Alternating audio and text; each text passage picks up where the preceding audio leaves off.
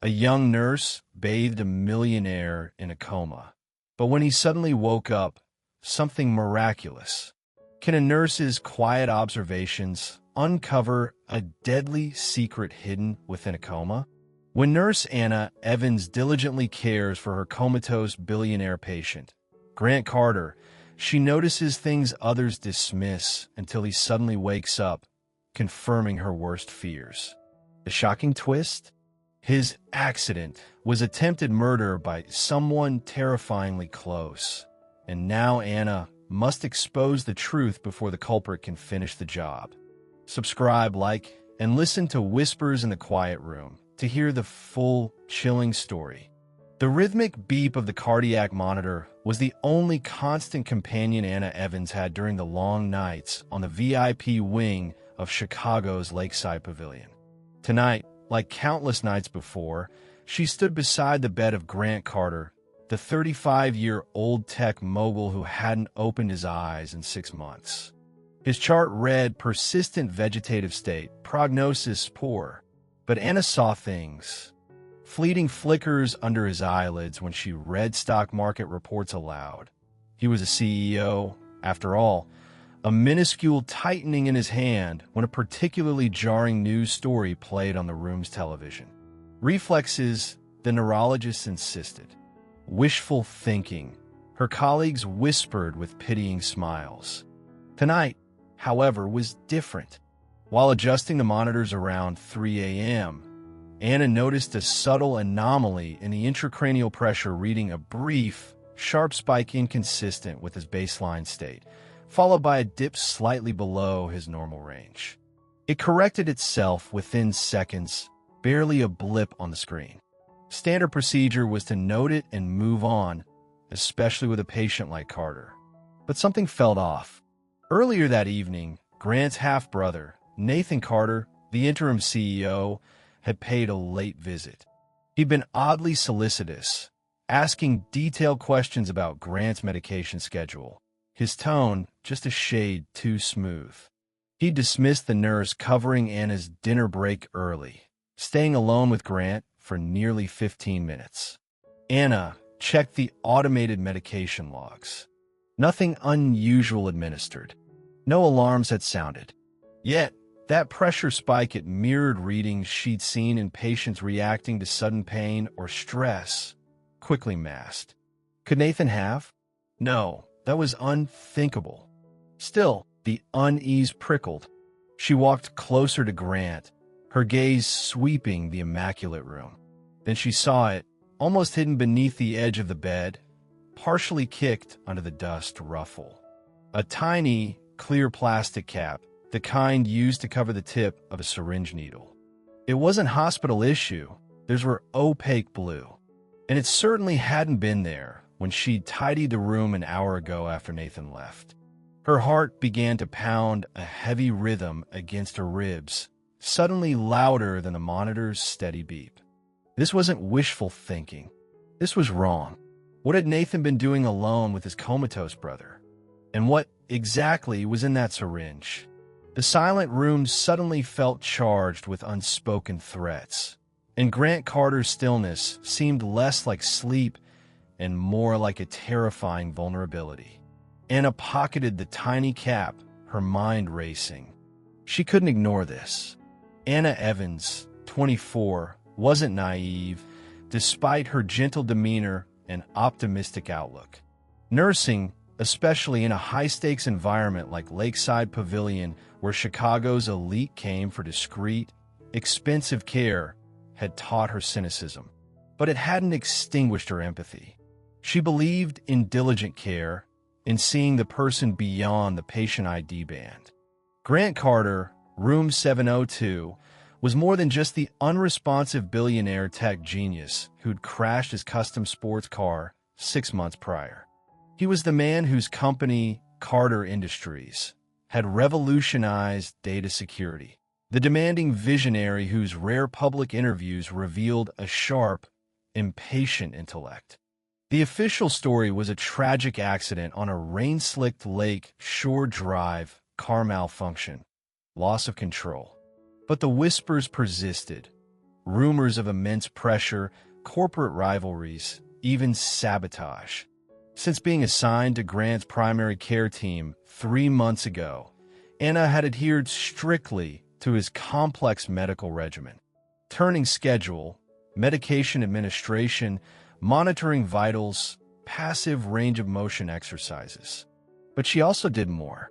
In the quiet hours, she'd read him articles from the Wall Street Journal and tech blogs, figuring his sharp mind might still crave stimulation. She played classical music Bach, Mozart, remembering an interview where he'd mentioned finding focus in complex compositions. She talked to him, not in the cooing tone sometimes used for unresponsive patients, but as an equal, describing the changing seasons outside his window, the progress of the Cubs, the mundane details of her day. It felt less lonely, somehow, and she watched closely. The minute pupil reactions to light changes, the occasional grimace that seemed too specific for random nerve firing, the way his fingers sometimes curled slightly when she spoke directly to him. Dismissed by specialists as autonomic responses, they felt like whispers of consciousness to Anna. Grant's family situation was complex. His parents were deceased. His only close relative was his younger half-brother, Nathan, who had stepped in as interim CEO of Carter Industries. Nathan visited regularly, projecting an image of concerned devotion to the press and hospital staff. But Anna sensed a coolness beneath the surface, a calculated precision to his grief. He seemed more interested in board votes and quarterly reports than in the subtle neurological signs Anna sometimes pointed out. Inciting incident. The week after finding the syringe cap was fraught with tension for Anna. She'd reported the cap discreetly to her charge nurse, who had documented it but warned her against making unfounded accusations. Nothing came of it. Anna watched Nathan more closely, her suspicion a cold knot in her stomach. Then, late one afternoon, as Anna was performing Grant's daily passive range of motion exercises, gently flexing his wrist, she spoke quietly. "The board meeting is tomorrow, Mr. Carter. Nathan seems very confident about the new acquisition proposal." Suddenly, Grant's fingers tightened around hers. Not the fleeting, reflexive grasp she'd occasionally felt, but a sustained, deliberate pressure. Her breath hitched. She looked at his face. His eyes, usually vacant, were open and focused, directly on her. A flicker of confusion, then recognition, clouded their blue depths. His lips moved, dry and cracked. A hoarse whisper emerged, barely audible but electrifying. Anna. Then, stronger, a question laden with bewildered urgency. What happened? Grant Carter was awake. Not just awake, but aware. The specialists were stunned, calling it a 1 in a million delayed recovery. But Anna knew, clutching the memory of the syringe cap and Nathan's unsettling visit, that this wasn't just a miracle. It was the beginning of something far more dangerous. Grant was back, but his memory of the crash and the months leading up to it was terrifyingly blank. Her choice was clear. She couldn't just be his nurse anymore. She had to help him find the truth. Grant's emergence from the coma wasn't a Hollywood flip of a switch. It was a slow, arduous crawl back to the world. Days were filled with neurological assessments, physical therapy that left him exhausted and frustrated, and the disorienting reality of 6 months lost. His long-term memory was largely intact. He knew who he was, his company, his life before the crash. But the accident itself, and the preceding weeks, remained a frustrating void. Amnesia, the doctors called it, possibly permanent. His body, weakened by months of inactivity, betrayed his sharp mind. Simple tasks like holding a pen or sitting up unassisted required monumental effort. Through it all, Anna was his constant. She navigated the medical jargon, advocated for his needs, and provided a calm, reassuring presence in the terrifying landscape of his recovery. He clung to her, his trust absolute. She was the first face he'd truly seen, her voice the anchor in the fog. Anna knew she couldn't investigate alone. Nursing protocols and hospital hierarchies were barriers, and Nathan Carter wielded significant influence. Remembering Grant mentioning his longtime head of security in a pre-coma conversation simulation, she took a risk.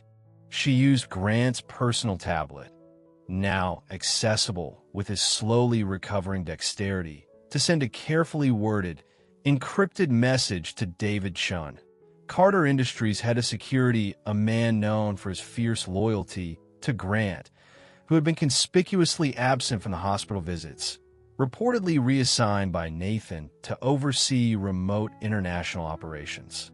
Anna detailed her observations: the syringe cap, Grant's awakening, and his memory loss surrounding the crash, requesting utmost discretion. To her relief, David responded within hours. He was stateside, having resisted Nathan's attempts to sideline him completely.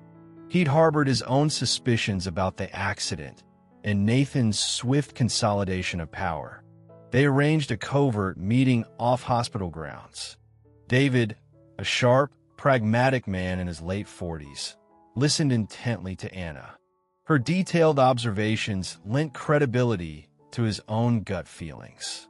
"Nathan's been cleaning house," David confirmed grimly, replacing Grant's loyalists, pushing through deals Grant always opposed. He needed Grant out of the way, permanently or long enough to seize irreversible control.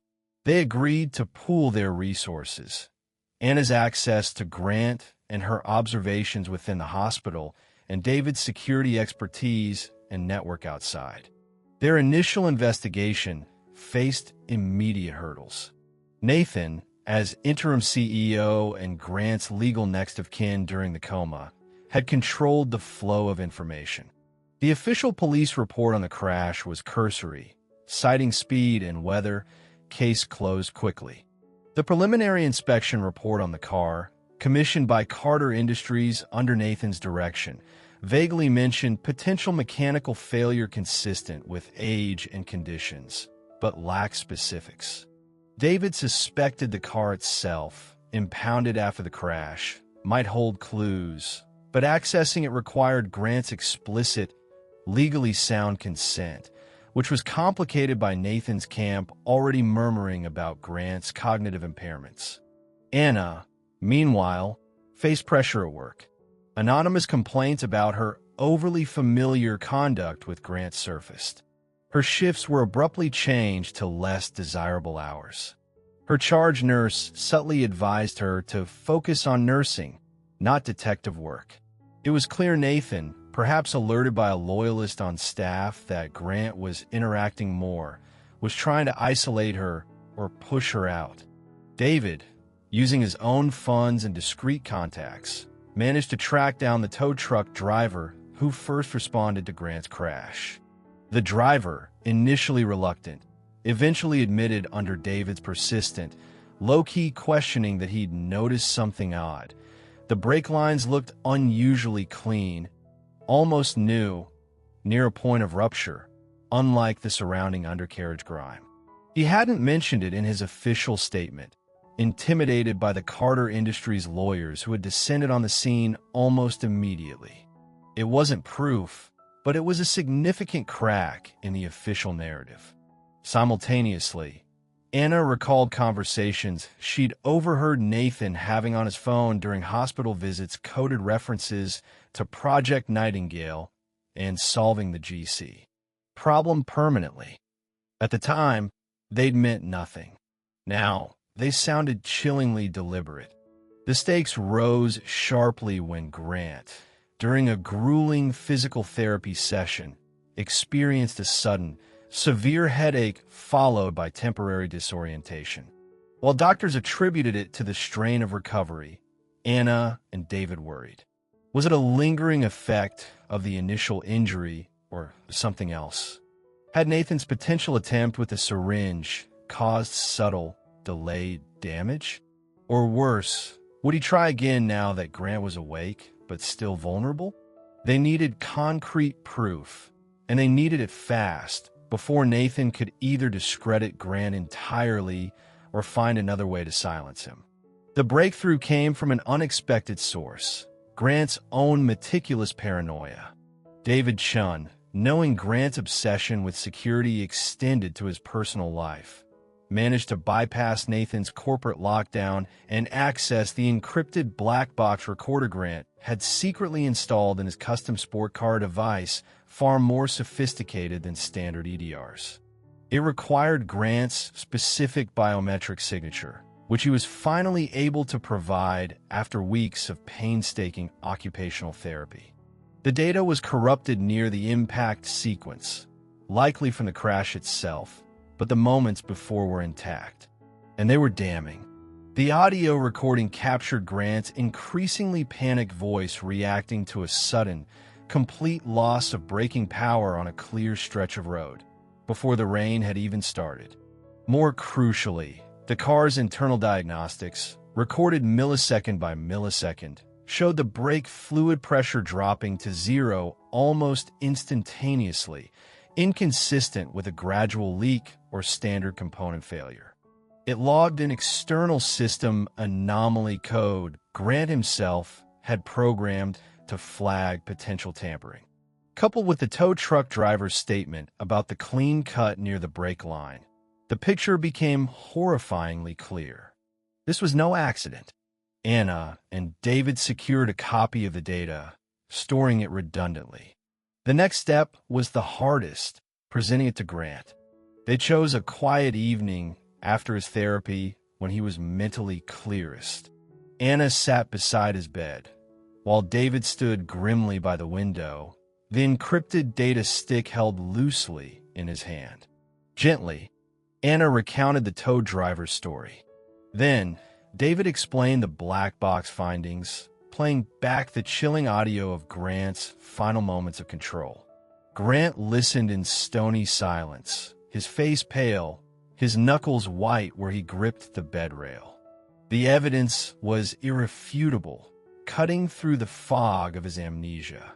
The brother he had occasionally clashed with, yes, but fundamentally trusted, had tried to murder him. The realization hit him with physical force, leaving him breathless. For a long moment, he just stared blankly at the far wall, the carefully reconstructed pieces of his world shattering around him. Then a single tear traced a path down his cheek, followed by another. It wasn't grief, Anna realized. It was the ice-cold burn of betrayal. He looked from David to Anna, his gaze hardening with a resolve she hadn't seen since his awakening. The vulnerability was still there, but overlaid now with the fierce intellect and ruthless determination that had built his empire. "He won't get away with this," Grant rasped, his voice low but vibrating with intensity. "He tried to kill me. He's destroying my company. We need to take him down." Shifting Grant. This was the turning point. Grant transformed from a recovering patient, passively receiving information, to the strategic center of the operation. The betrayal fueled him, overriding the pain and frustration of his physical limitations. He started directing David, identifying key loyalists within the company they could trust, anticipating Nathan's financial maneuvers, outlining a strategy to expose him not just legally, but corporately. Shift in Anna. Anna's role also shifted. She was no longer just a caregiver uncovering clues. She was an active strategist, privy to Grant's plans, her knowledge of the hospital's inner workings and Nathan's behavior providing crucial insights. Her commitment solidified from professional duty mixed with personal concern into an unwavering alliance. She had seen the darkness Nathan was capable of and felt fiercely protective of Grant. There was no going back. They weren't just trying to find the truth anymore. They were preparing for war. Grant, Anna, and David formed a tight, clandestine unit, their goal clear: expose Nathan Carter, reclaim Grant's life and company, and ensure justice was served. The fight for Carter Industries and for Grant's very survival had truly begun.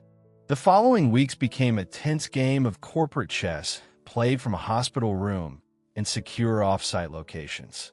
Grant, though still physically limited, possessed a mind sharper than ever, fueled by cold fury.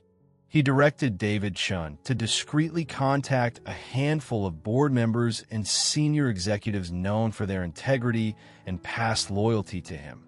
Individuals Nathan hadn't managed to purge or intimidate. The approach was cautious, initially sharing only partial, verifiable evidence of Nathan's financial mismanagement and unethical dealings, hinting at deeper issues surrounding the accident, without revealing their full hand. Simultaneously, Grant, with Anna acting as his liaison and scribe during moments of fatigue, began meticulously documenting Nathan's actions since the crash hostile takeovers Grant had blocked, partnerships Nathan rammed through, asset shifts that benefited Nathan personally. He used his intimate knowledge of Carter Industries' structure and finances to pinpoint irregularities David's forensic accountants could then investigate, building a powerful case for Nathan's malfeasance, separate from the attempted murder. Nathan, sensing the shift in tides, perhaps through Grant's communications with allies, or simply the unnerving fact of Grant's accelerating recovery and cognitive clarity, began to panic, making mistakes. He initiated aggressive legal maneuvers, attempting to have Grant declared legally incompetent to resume control, citing the amnesia and relying on biased medical opinions from doctors indebted to him. He doubled down on his smear campaign against Anna, feeding anonymous tips to gossip columns, portraying her as a manipulative gold digger unduly influencing a vulnerable patient. The hospital administration, likely pressured by Nathan, formally reprimanded Anna for violating professional boundaries, placing her on probation and restricting her access to Grant outside of scheduled nursing duties. This was a blow, limiting her ability to act as Grant's confidant and strategist within hospital walls. The pressure intensified. One of the loyal board members David had contacted suddenly withdrew his support, citing vague threats against his family. David discovered his own corporate accounts were being subjected to intense, invasive audits ordered by Nathan's office. Grant, pushing himself too hard in therapy and strategy sessions, suffered setbacks in his physical recovery, plagued by exhaustion and blinding headaches that worried Anna deeply. This confluence of obstacles became their dark night of the soul. One evening, after a particularly grueling day where Nathan's lawyers had filed aggressive motions questioning Grant's sanity, Grant slumped back against his pillows, defeated. "Maybe he wins, Anna," he whispered, his voice rough with fatigue. "Maybe I push too hard, and I break completely. He has the power, the money, the connections. I'm trapped here, and he's hurting you, dragging your name through the mud." Anna felt a pang of fear, not just for her reputation, but for Grant's spirit. Seeing him doubt himself was more frightening than any of Nathan's threats. "No, Grant," she said fiercely, gripping his hand. "He wins if we let him. He underestimated you when he tried to kill you, and he's underestimating you now. We have the truth. We have the black box data. We have the financial evidence David's team is uncovering. We just need the right moment, the right way to expose him." Her conviction steadied him. He looked at her, truly looked at her, seeing beyond the nurse, beyond the ally, to the unwavering strength that had been his lifeline. "Okay, Anna," he said, his voice regaining some of its steel. "Okay, let's plan the endgame." Their strategy crystallized, a multi-pronged attack.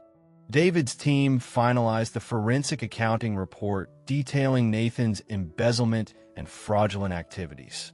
They secured a sworn affidavit from the tow truck driver, They prepared the black box data for presentation. Grant, using his authority as majority shareholder, bypassed Nathan and called an emergency meeting of the Carter Industries board, ostensibly to discuss the company's future leadership and present his own assessment of his recovery. He knew Nathan would attend, confident he could control the narrative and discredit Grant. Simultaneously, David confidentially briefed the DA's office and key detectives with their findings regarding the accident, ensuring law enforcement would be ready to act once the corporate confrontation took place. The stage was set for a final, decisive move. Anna, though officially restricted, used her knowledge of hospital routines and security blind spots to ensure Grant had secure communication lines and could prepare without interruption in the days leading up to the board meeting. The air thrummed with nervous energy. The confrontation they had meticulously planned was finally upon them. The Carter Industries boardroom was colder than usual, the polished mahogany table reflecting the strained faces of the assembled board members. Nathan Carter sat at the head, radiating smug confidence, shuffling papers related to Grant's alleged incompetence. Grant arrived precisely on time, not in a wheelchair as Nathan likely expected, but walking slowly, deliberately, with the aid of a single sleek black cane. Anna Evans a quiet, steady presence just behind him, along with David Chun. Grant's unexpected physical progress sent a ripple of surprise through the room. Nathan opened the meeting, immediately launching into a condescending summary of Grant's medical status, painting a picture of a man tragically impaired, incapable of leadership. He motioned towards a pair of doctors, known allies, ready to testify. Before they could speak, Grant raised a hand, his voice clear and strong, silencing the room. "Thank you, Nathan, for your concern," Grant said, his tone laced with ice. "But I believe the board deserves the full picture, not just regarding my health, but regarding the circumstances that led to my accident and the subsequent management of this company." On cue, David Chun dimmed the lights slightly and activated the large screen at the end of the room. He didn't start with accusations. He started with facts. The forensic accountant's report flashed onto the screen, damning evidence of embezzled funds, shell corporations linked directly to Nathan, assets diverted. Murmurs broke out among the board members. Nathan blanched, sputtering denials. Before he could regain control, David played the audio from the black box recorder. Grant's voice, panicked, yelling about brake failure on a dry road. Then, the diagnostic data showing the instantaneous pressure drop, the external anomaly flag. David presented the tow truck driver's affidavit.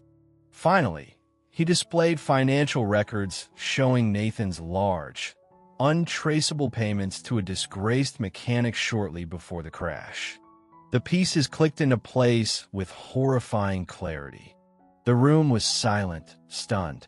Nathan leaped to his feet, his face purple with rage. "Lies! All lies! Fabricated nonsense by a delusional cripple and his gold-digging nurse," he screamed, losing control completely. "He was always weak. I built this company while he lay drooling."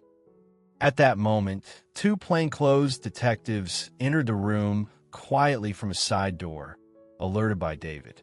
"Nathan Carter," one said calmly but firmly, "you're under arrest for attempted murder, fraud, and conspiracy."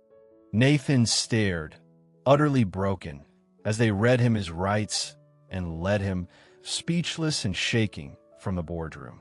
Grant watched him go, his expression unreadable, before turning back to the stunned board.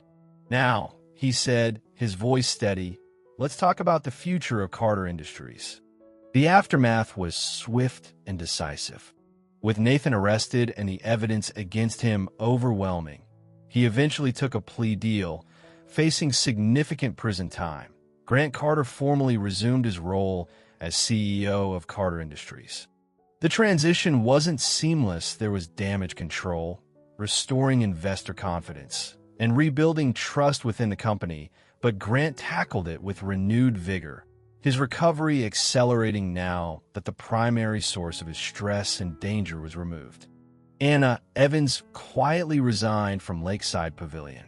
Her professional reputation had been unfairly tarnished by Nathan's smear campaign, but Grant ensured she received a generous severance and glowing recommendations. More importantly, the ordeal had forged an unbreakable bond between them. What started as professional duty and evolved into alliance had deepened into love, built on shared trauma, absolute trust, and profound mutual respect. They navigated the complexities of their changed relationship from nurse and patient to partners with honesty and care. Grant, recognizing the institutional pressures and ethical dilemmas Anna had faced, established the Evans Initiative for Patient Advocacy through the existing Carter Foundation. Its mission was specific and realistic, providing legal resources and confidential support for healthcare workers who witness malpractice or unethical behavior, particularly involving vulnerable patients, empowering them to speak out safely. Anna, while not wanting a purely symbolic role, agreed to serve on its advisory board, bringing her invaluable perspective. There was no whirlwind wedding. Instead, months later, after Grant was steadily walking without assistance and had firmly re-established his leadership, he took Anna to a quiet botanical garden, a place they'd started visiting during his outpatient recovery. There, simply and sincerely, he asked her to marry him. Her yes was as quiet and certain as their journey together had become. They married in a small, private ceremony attended by David Chun, a few loyal friends and trusted colleagues. Their life wasn't a return to Grant's old world, but the creation of a new one. Grant remained a driven CEO, but with a newfound appreciation for life beyond work. Anna pursued further education in healthcare administration, finding purpose in advocating for systemic change. They faced the future together, partners in every sense, their quiet strength a testament to the life and love they had reclaimed from the whispers in that quiet hospital room.